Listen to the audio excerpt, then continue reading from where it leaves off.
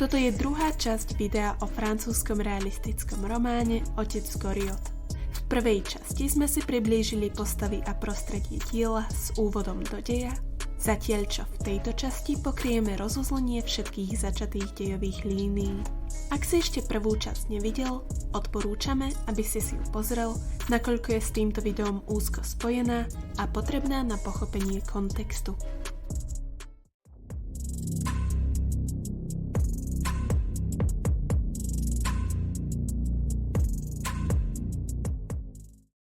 Nerozlučnou súčasťou Rastignakovej cesty do vyššej spoločnosti sú peniaze. Požiada o ne svoje sestry, ktoré mu ich s láskou pošlú. Následne na čas si kúpi krásne oblečenie. Dostane však aj lákavú ponuku, ktorá je skúškou jeho charakteru.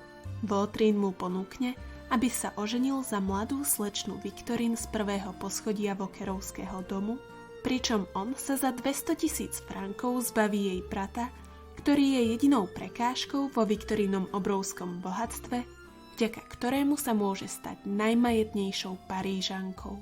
Rastignac to odmieta, no zároveň je vidieť, že ho táto skratka k vyššej priečke v spoločnosti láka. Vautrin mu dá čas na rozmyslenie a postupne sa dej začne rýchlo stupňovať. Rastignac sa zblíži s Delphine aj otcom Goriotom, ktorý sa rozhodne im kúpiť byt, v ktorom budú spolu bývať pod podmienkou, že ich bude môcť Goriot chodievať navštevovať. Vautrin svoj plán aj tak vykoná. Brat Victorine Tailleferovej umrie a Victorine zdedí obrovský majetok. Odhalí sa, že Vautrin je v skutočnosti obávaným zločincom a podarí sa ho zajať. Životy Goriotových dcér sa zatiaľ naďalej točia okolo majetku. Majú finančné problémy, z ktorých potrebujú, aby ich otec vykúpil.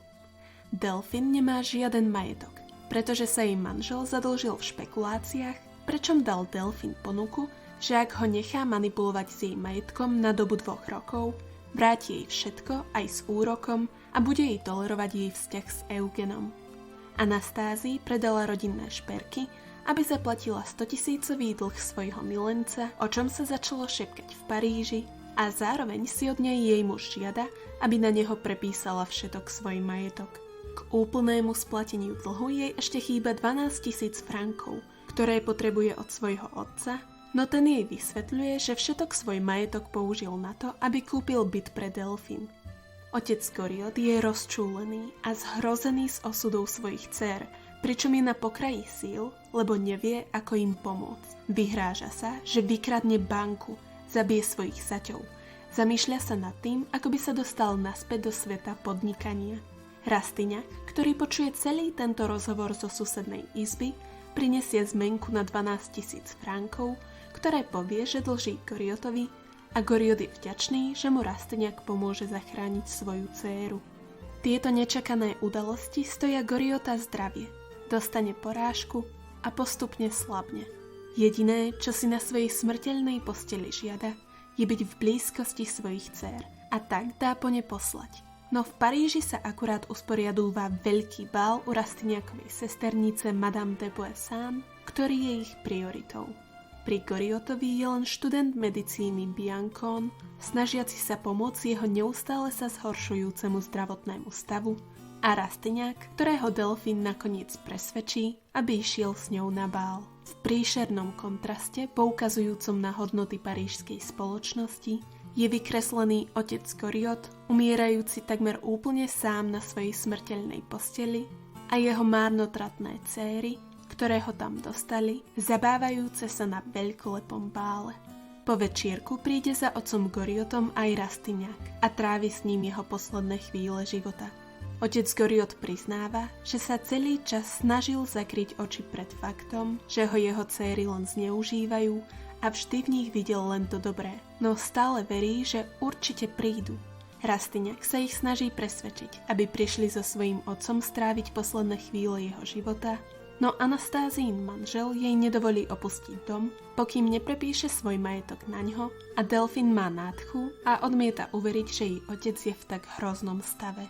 Nakoniec sľúbi Rastignacovi, že príde navštíviť otca, no nakoniec príde len slúžka, ktorá oznámi, že Delphine sa dostala do hádky so svojím manželom, odpadla a nie je schopná prísť. V poslednom momente sa v izbe objaví Anastázii s plačom a ľútosťou nad svojím správaním voči svojmu otcovi, pričom ju jej milenec opustil a jej manžel jej zobral všetok majetok aj deti.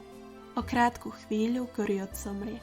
Všetky náklady na pohreb musia zaplatiť študenti Rastignac a Biancón.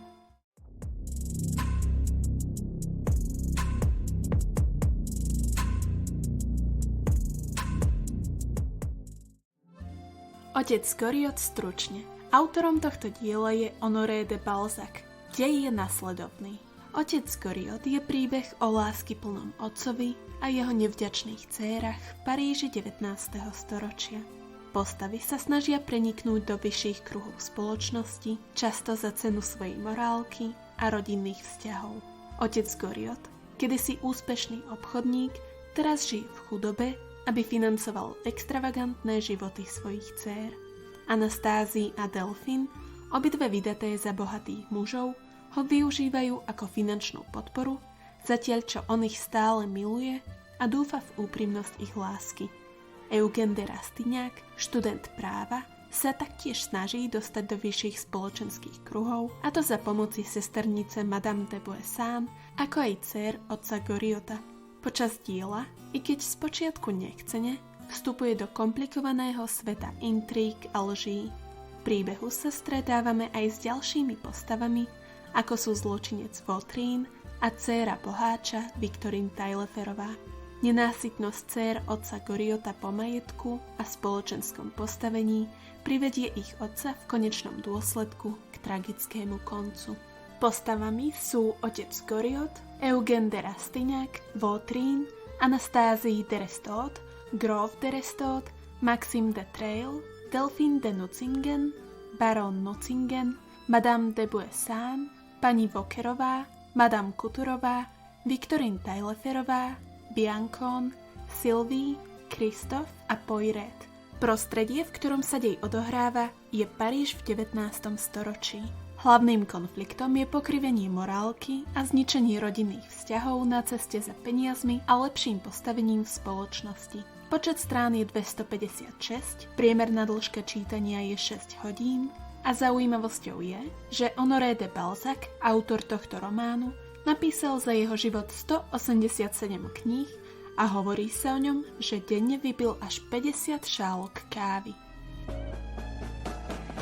Toto je všetko, čo potrebuješ vedieť o diele Otec Goriot. Svoje nadobudnuté vedomosti si môžeš preskúšať na našej webovej aplikácii www.literatura21.com, kde nájdeš aj poznámky k tomuto dielu. Ak ti video pomohlo, nezabudni nás podporiť lajkom alebo komentárom a pre viac takýchto videí nezabudni odoberať náš kanál. Podporiť nás môžeš aj finančne, a to kúpou YouTube vďaky za 2 eurá, kliknutím na tlačidlo vďaka po pravej strane od tlačidiel ako like, zdieľať, stiahnuť, alebo cez platformu Buy Me a Coffee, kde máš možnosť prispieť vyššou sumou. Vopred ďakujeme za prejavenú podporu.